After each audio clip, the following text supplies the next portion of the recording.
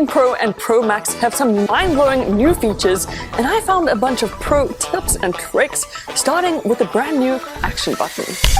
So this is the brand new action button, which is kind of like a shortcut button. By default, it is set to silence your phone when you tap and hold down. But if you head into settings, you'll see this brand new option called action button. There are a few things you can quickly change it to, like focus modes, camera, torch, voice memo, and even magnifier. But probably the most useful is definitely camera, because you can instantly open the camera by holding it down, take a picture by just tapping, or shoot a video by tapping and holding down on the action button again. But what I especially love is with this drop-down menu, you can choose exactly what mode you want the camera to open up to. So now whenever you press and hold down, it'll open up the selfie camera instead, and you can just snap a pic. But probably by far the most useful thing you can do with it is set it to shortcuts. Once you've tapped on choose a shortcut, then you can select open app and select any application you want to instantly open, like Spotify for example. And now, you guessed it, as soon as you press and hold down on the action button, it'll instantly open that shortcut for you. This works with a bunch of different apps like WhatsApp, Instagram,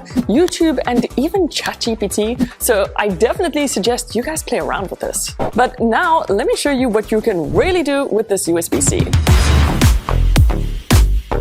I'm not gonna lie, it's still a bit crazy to see USB-C on an iPhone, but I'm glad it's there because there's actually so much you can do with it. For starters, you can connect a USB-C flash drive or hard drive that you'll be able to open and access within files. You can literally browse through everything on your hard drive or flash drive, but what's even better is that if you have a ton of pictures or videos, you can just save them to files, then select them using 2 fingers and copy all of that media over to your flash drive, which is so useful, especially if you're running out of space on your iPhone or iCloud, so definitely give this a try. There's also something really nifty you can do with your camera and the USB-C, but I'll show you guys that a bit later. But another really cool trick is if you get yourself a USB-C to HDMI adapter and plug that into an HDMI cable and then connect that to your phone, you'll instantly notice this little icon appear in the dynamic island, which means your phone is then connected and hooked up to an external display. Within the display settings, you can even customize the external monitor or TV you're connected to, which is so cool and unbelievably useful.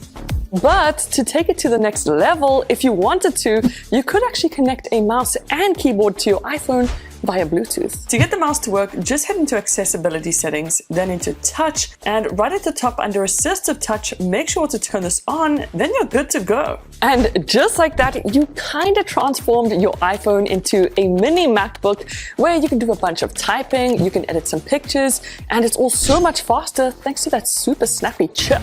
Now that is pro.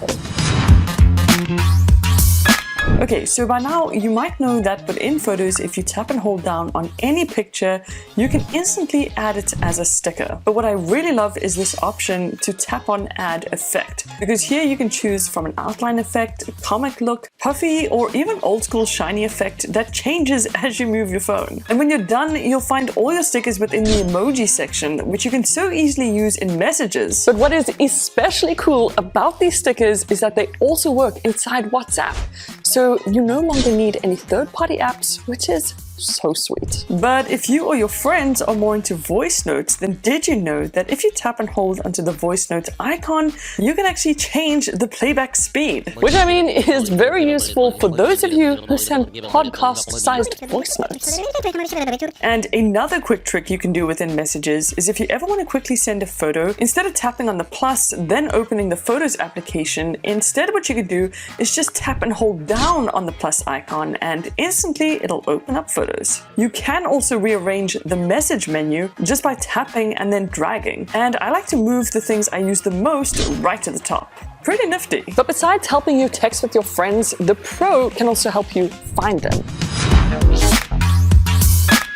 Now, this is such a cool feature because within Messages, if you tap the plus icon and location, you can actually share your exact location with a friend and also how long you'd like to share it for. But once you've shared your location with a friend and they've shared theirs with you, if you select this Find My option, it'll open it up in the Find My app, which you can then click on Find, and it'll actually direct you right to them. It'll show you exactly where to turn and how far away you are from them, which is just so useful, especially if you're both trying to find each other at, let's say, like a mall, festival, or even concert. Just keep in mind, this is an iPhone 15 exclusive feature and won't work unless both of you have an iPhone 15. But something else you can try out with just about any iPhone is the new name drop feature. As soon as you tap one iPhone with another one, it plays this little animation and gives you the option to instantly share your contact details, which is just so slick. And what not many people know is that you can share a whole bunch of other things exactly the same way, whether it's a website link, photo, video, media,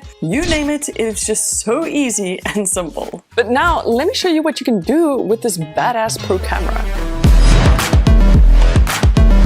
So straight out the box, you'll actually notice that the iPhone 15 Pro and Pro Max only take 24 megapixel photos, even though it now has a 48 megapixel camera. But a really cool trick is if you head into camera settings and under formats, in here, make sure you turn on Pro RAW and resolution control, because now if you go back into your camera, you'll see this new RAW Max icon that if you turn on will actually force your Pro camera to take a beautiful crispy 48 megapixel photo. But another little tip is if you tap and hold down on RAW Max, you'll actually see these two other options appear. And this might be a little confusing at first, but essentially what RAW Max does is it gives you a photo that is great for pro editing, but has a huge file size. Then RAW 12 is basically the same as RAW Max, except it uses only 12 megapixels instead of that 48, so the file size is much smaller. And then you get HEIF Max, which is kind of like the best because it still uses all 48 megapixels,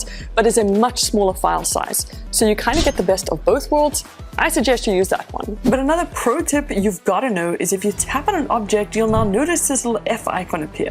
And now, once you've snapped a pic, you can then go into that photo and edit it into a portrait photo. So you can adjust the blur amount, whether you want a super blurry background or not, and then even decide where you want the focus to be. Kind of magic.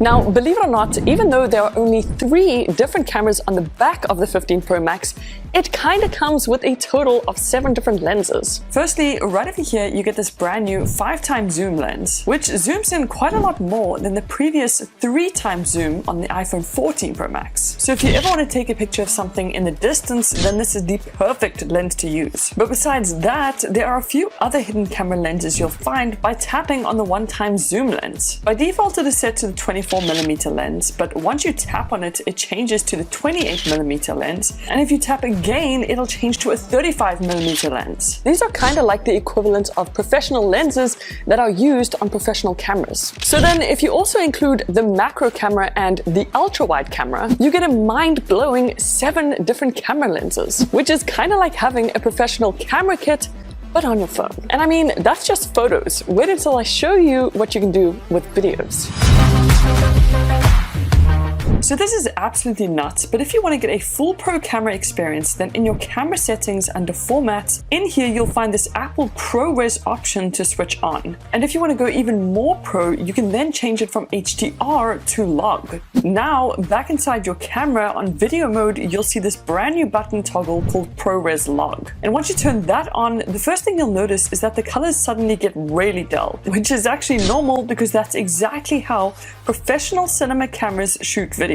Basically, these settings kind of turn your iPhone into a proper Hollywood cinema camera. Kind of like this $30,000 red V-Raptor cinema camera. And to really test the iPhone 15 Pro's abilities, I put both these cameras side by side to see what it was capable of, and I was really surprised with the results. As you can see, the cinema camera's footage is absolutely amazing, but I was absolutely shocked at how good the iPhone 15's footage came out. And at first, when you quickly look at these, it's kind of hard to tell them apart, but as you look closer at the details on like the sleeve, iPhone's missing a bit of color, and it's definitely a bit more noisy in the shadows, but no doubt you can definitely get some pro footage with the 15 Pro Max. But what makes this phone even more pro is that you can also connect a hard drive or USB flash drive while using it. As soon as you plug it in, you'll notice this USB-C text appear, which means now all your pro footage is being recorded directly on the flash, which then activates this hidden feature of filming in 4K at 60 frames per second, which you can't actually do unless you have a USB-C or hard drive plugged in. And all this just on your phone?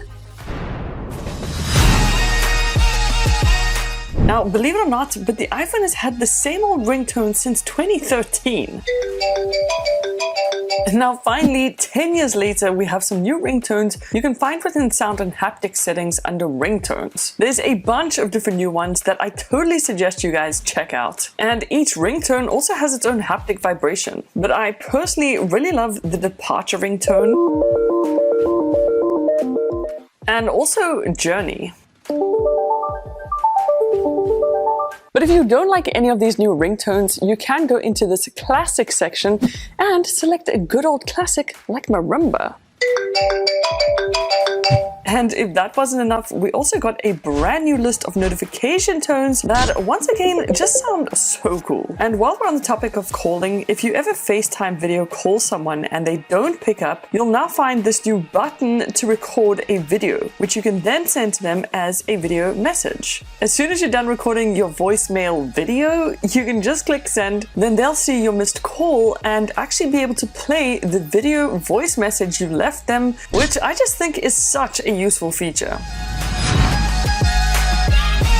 So now onto a few new Safari tricks. If you guys head into Safari settings and